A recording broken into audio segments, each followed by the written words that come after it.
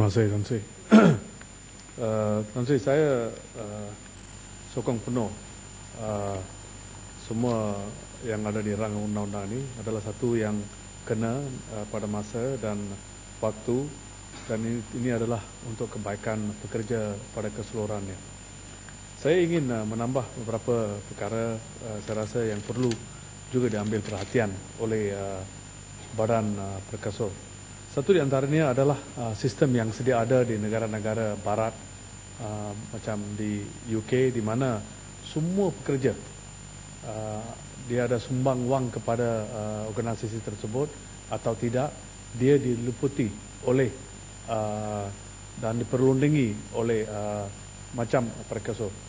Saya pohon agar satu analisis atau satu kajian dibuat supaya semua pekerja di negara ini, di mana jika majikan gagal untuk menyumbang wang setiap bulan, atau di mana majikan enggan meniuran, atau di mana dia tidak didaftarkan dengan SOCSO, juga dilindungi, dan perlu ada satu mekanisme supaya semua pekerja-pekerja ini dapat manfaat yang sedia ada diberi kepada segolongan yang membuat sumbangan dan mendapat manfaat-manfaat yang tertentu.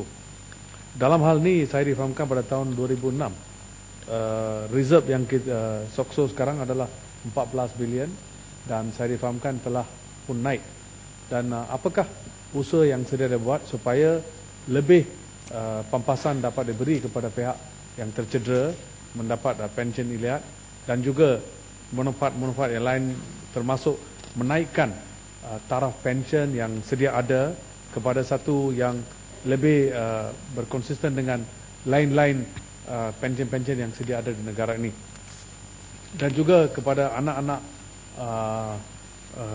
penyumbang, ada beberapa manfaat-manfaat yang diberi, di antaranya scholarship dan sebagainya, bantuan pelajaran. Adakah ia juga akan ditingkatkan dan diberi perhatian yang keseluruhannya? Dan yang mustahak adalah peranan yang dimainkan oleh Perkasa dan peranan yang dimainkan oleh EPF. Walaupun kedua-duanya adalah untuk peranan untuk menolong pekerja, tetapi ia diasingkan, dan saya rasa ia perlu digabungkan supaya menjadi satu institusi yang kuat, yang baik, kerana kedua-duanya memainkan peranan yang berkaitan dengan pekerja, hak mereka. Dan jika ia digabungkan, ia akan membawa lebih manfaat kepada pekerja, supaya kita tidak duplicity kerja yang dibuat oleh organisasi Perkasa dan EPF. Dan juga dengan kedua organisasi ini memainkan satu peranan yang sama, lebih manfaat dapat diberi kepada pekerja, lebih-lebih lagi dengan insurans dan sebagainya. Dan ini akan manfaatkan pekerja di negara ini. Dan saya rasa ini adalah satu perkara bukan baru. Saya semestinya actuaries dan sebagainya ada membuat pandangan mereka, dan ada juga majikan dan trade union ada membuat beberapa pandangan mengenai perkara ini, dan apakah keadaan terkini mengenai perkara ini. Dan dalam hal ini, Tan Sri Betul, saya nak tanya mengenai di mana saya difahamkan walaupun ada banyak harapan dengan peningkatan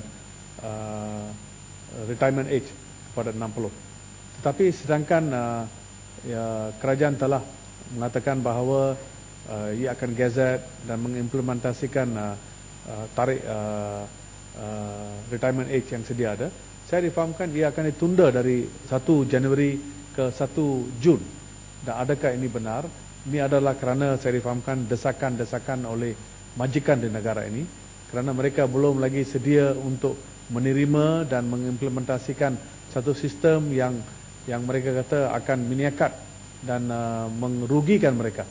Dan adakah kerajaan, saya difahamkan ada beberapa mesyuarat baru-baru ini 2-3 minggu, dan di antaranya adalah trade union pun ada perbincangan dibuat, dan hasil dari perbincangan saya rasa kerana kerajaan telah pun bersetuju, dia akan diimplementasikan pada dijadualkan pada 1 hari bulan Januari. Sepatutnya ia patut dimulakan pada tarikh tersebut, dan juga akta ini kalau diluluskan hari ini, selepas diluluskan dari segi undang-undang, saya harap ia juga boleh dikuatkuasakan pada 1 hari bulan Januari 2013, dan ini akan membawa banyak kebaikan kepada golongan pekerja yang pendapatan mereka kurang, dan ini adalah kewajipan Prekeso untuk menolong mereka.